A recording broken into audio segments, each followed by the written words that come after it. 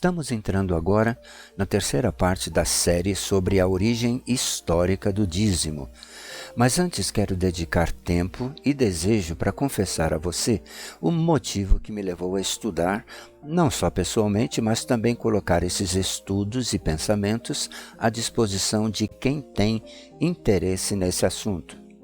Todos nós tomamos alguma decisão baseado numa motivação real. Sim, porque existe uma motivação aparente também, mas ela não é a fonte principal. Mesmo que queiramos florear nossas decisões e ações com um desenho qualquer, o que conta mesmo diante de Deus sempre é a nossa motivação real, porque é isso que Ele sempre vê. Por que eu escrevo sobre o tema dízimo?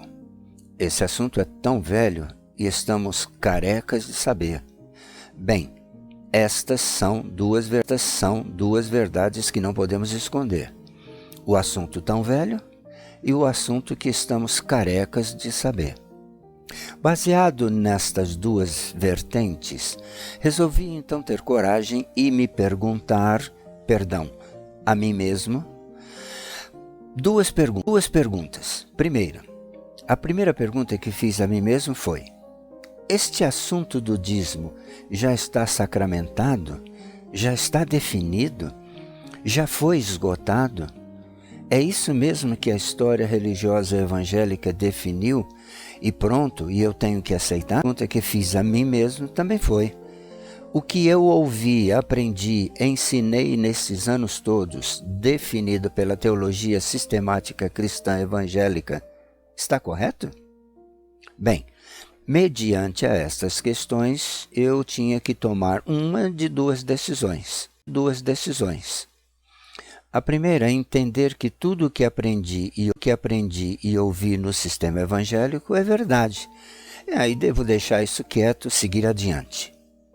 Ou tomar tempo para investigar, perscrutar, indagar, pesquisar e estudar o assunto nos únicos lugares que poderiam me proporcionar um saber correto e verdadeiro, sentido na aplicação e na observância desse princípio do dízimo, que aparece pela primeira vez com Abraão, 1800 anos antes de Cristo aproximadamente. O que escrevo aqui nesta série não vem de compêndios teológicos ou de cartilhas denominacionais evangélicas já pré-formatadas, nem de palestras pelo YouTube ou de pregadores aleatórios. Por isso me sinto à vontade para receber qualquer comentário ou crítica a respeito do que escrevo, porque são pensamentos e entendimento pessoais, de minha inteira e total responsabilidade.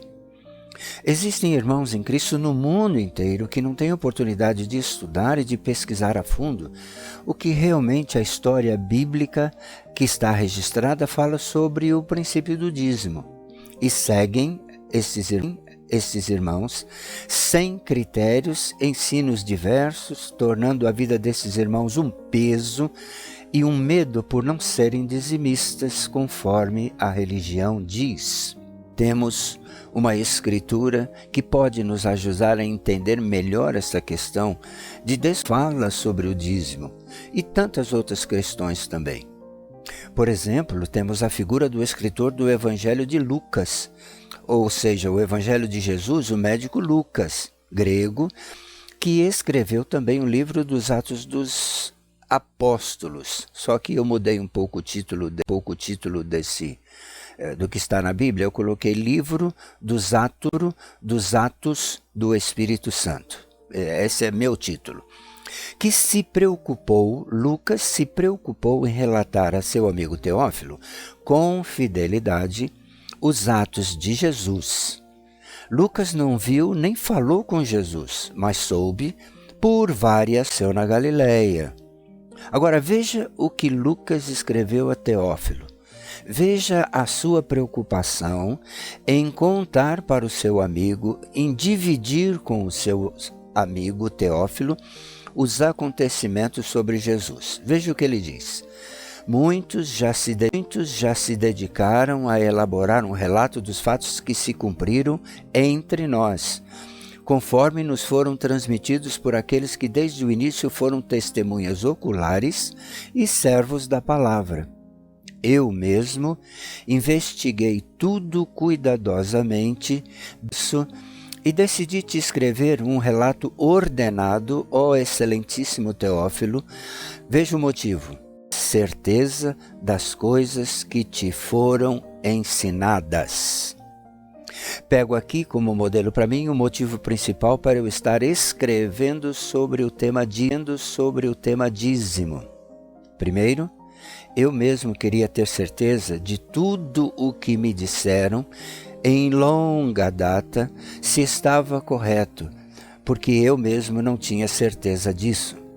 Segundo, assim como eu estava numa situação de muitos irmãos estão vivendo, decidi por bem em dividir com eles, com vocês, meus estudos feitos de modo cuidadosamente ordenado, desde o começo, desde a sua origem, nos alfarrábios bíblicos e judaicos, tanto escritos como os alfarrábios orais.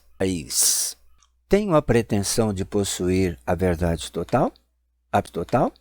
Absolutamente. Escrevo apenas o que aprendi e que me libertou dos grilhões da religião castradora e opressiva, e me colocou no padrão certo de Deus quanto aos seus métodos e seu modelo sobre ofertar, sobre ser generoso e abençoar vidas que precisam ser abençoadas e aprenderem também a abençoar outras vidas. Isso é lindo. Nesta terceira parte, quero continuar a dividir com você, nesta parte que entramos agora, mais material sobre o assunto, para você poder também fazer como Lucas, ordenar tudo o que você tem ouvido e lido a respeito, caso isso seja do seu total interesse, obviamente, como foi o do meu interesse. Isso leva tempo, quero deixar bem claro, leva tempo e trabalho, mas será que não vale a pena conhecer o que de Deus se pode conhecer? Mais fácil é engolir tudo o que a religião tem pregado e seguir adiante. Vamos continuar o assunto em questão, então, sem demora, porque eu faço desses nossos áudios poucos minutos para que a gente possa ver, se for preciso, para a gente poder estabelecer um padrão de entendimento. Então vamos continuar o assunto, agora já na terceira parte, porque temos mais coisas a conversar sobre o Maaser. Lembra desse termo, que é a palavra em hebraico para 10 ou dízimo. Temos que lembrar que a confusão toda começa quando não entendemos sobre onde o maaser ou o dízimo se encaixa. Veja, o maaser ou o dízimo estava mencionado, e é preciso muita atenção aqui, estava mencionado em mandos, mas não era o mandamento. Por isso a confusão em entender que maaser ou o dízimo ou o de 10 era o próprio mandamento. Se entendermos desta forma, então não temos escolha senão em obedecer e cumprir, e fim de papo.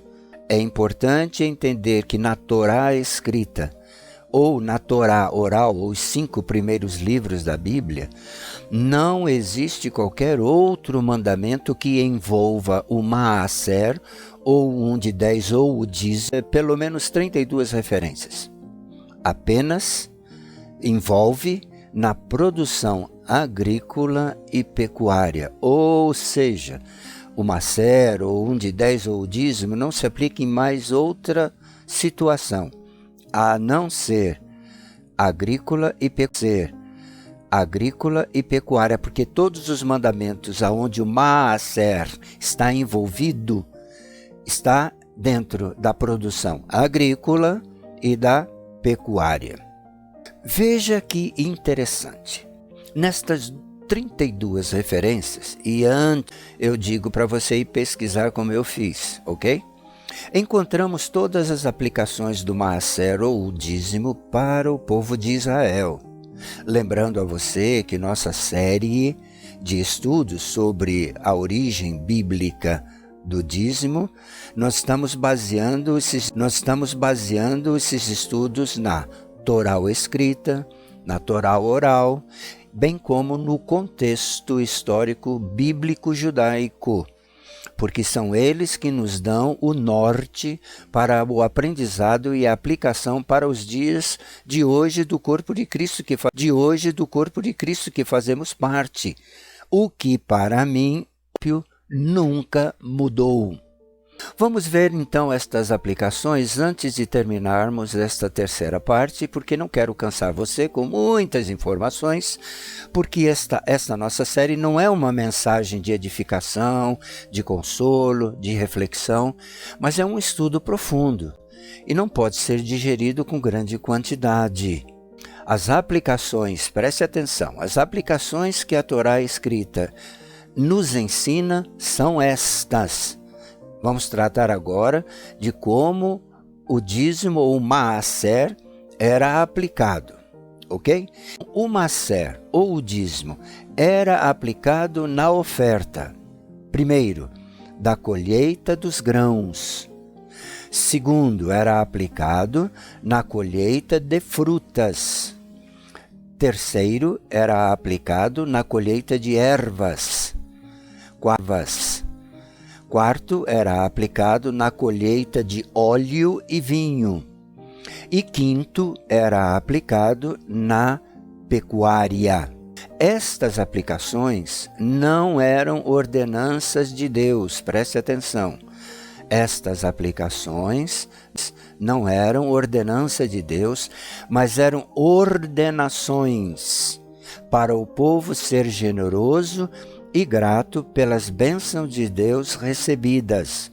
Veja, quando você se acha suficiente, e aqui há um princípio implícito, quando você é capaz para prover o seu próprio sustento, você experimenta o fracasso e a perda dos seus ganhos. Presta atenção. Quando você abençoa alguém com a medida do maaser ou a medida do dízimo, que recebeu de Deus, que representa de prática a gratidão do seu coração pela generosidade que Deus tem para com você, aí é que os teus ganhos realmente te suprem, prosperam, o saquitel não fura e os gafanhotos não roubam e destroem. Muito bem? Ok, então eu vou parar por aqui, porque já falamos bastante e tem muito material para você rever e fazer como Lucas, não é? Pesquisar, se você desejar. Vejo você então no próximo encontro histórica do Maaser. Deus te abençoe ricamente.